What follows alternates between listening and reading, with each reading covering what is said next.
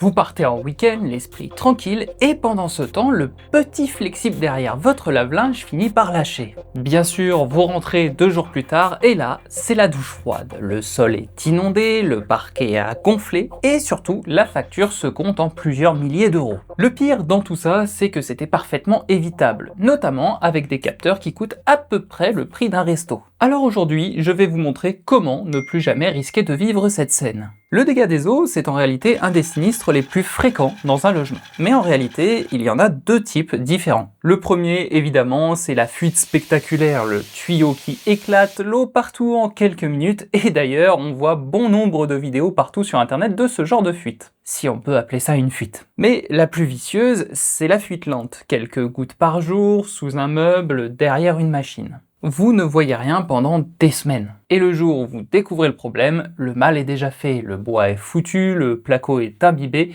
et parfois les voisins du dessous trinquent aussi. Dans tous les cas, le vrai facteur, c'est le temps de réaction. Plus vous détectez tôt, moins ça coûte cher. Et c'est exactement là qu'un peu de domotique bien pensée va tout changer. Dans cette vidéo, je vais vous parler de plusieurs choses, notamment de différents produits et notamment certains produits Shelly. Cette vidéo est de mon propre chef, mais comme je suis ambassadeur Shelly, on va dire que cette vidéo est en partenariat avec Shelly pour la législation française. Bien, qui dit fuite d'eau dit détecteur de fuite d'eau. Et pour ça, on va parler de 2 types de détecteurs, qui ont 2 façons de faire assez différentes. Le premier, vous le connaissez sûrement, c'est ceci ou encore ceci. Peu importe la marque, le fonctionnement reste à peu près le même. En dessous, vous avez des contacts métalliques séparés par un petit espace. Et comme l'eau conduit l'électricité, ça va fermer le pont entre ces contacts. Et c'est justement ce signal qui indique instantanément au capteur qu'il y a de l'eau. Petite parenthèse ici, quand vous choisissez un capteur de ce type, essayez de trouver une image vue du dessous. Parce que ce n'est pas pour prêcher pour ma paroisse, mais on voit quand même ici que le Shelly est bien mieux pensé. Je pense que vous comprenez par vous-même pourquoi celui de Shelly va détecter beaucoup mieux et de façon beaucoup plus fiable que celui-ci.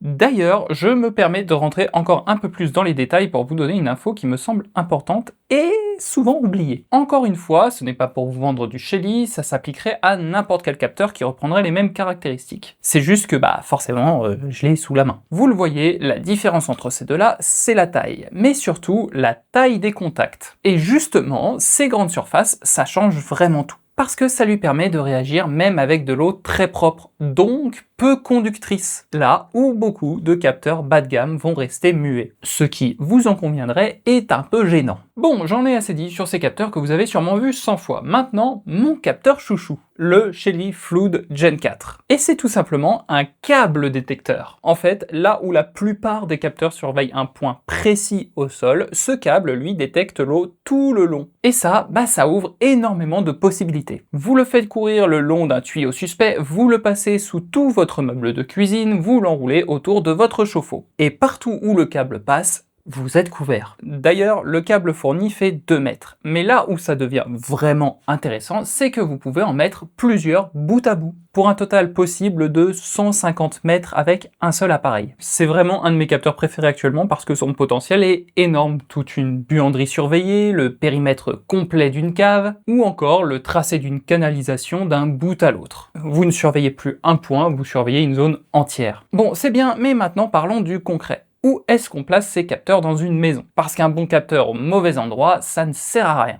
Le premier, c'est sous l'évier de la cuisine par exemple. Ensuite, bien évidemment, derrière ou sous le lave-vaisselle et le lave-linge, puis le chauffe-eau ou le ballon d'eau chaude qui peut lâcher sans prévenir. Et tant qu'on y est, pensez aussi au pied des toilettes et au passage des arrivées d'eau. Et si vous avez une cave, un garage ou une buanderie, ce sont des zones à surveiller en priorité aussi. La règle est simple, pour un point précis, vous posez un petit capteur, le Shelly Flood S Gen 4 par exemple. Et pour une grande surface ou tout un tuyau, vous déroulez le câble du Flood Gen 4. Mais un capteur qui sonne tout seul dans son coin, ça ne suffit pas. Ce qu'on veut, nous, c'est tout faire remonter dans Home Assistant. Selon vos capteurs, bien sûr, ce sera à vous de voir. Ici, j'ai la Gen 4 de Shelly, donc je suis libre de choisir Zigbee, Matter et j'en passe.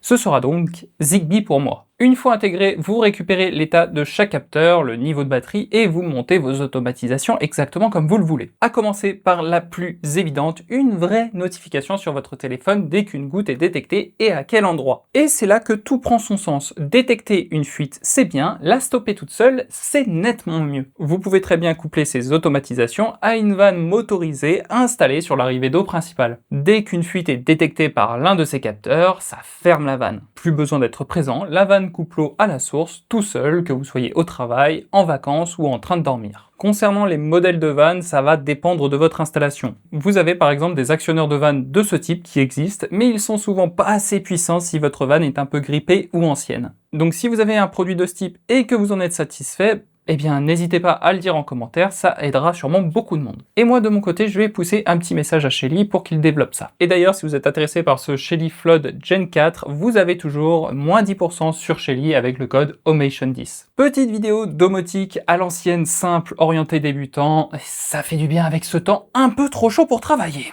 Je mets tous les liens en description comme d'habitude. En attendant, portez-vous bien malgré cette chaleur. Ciao!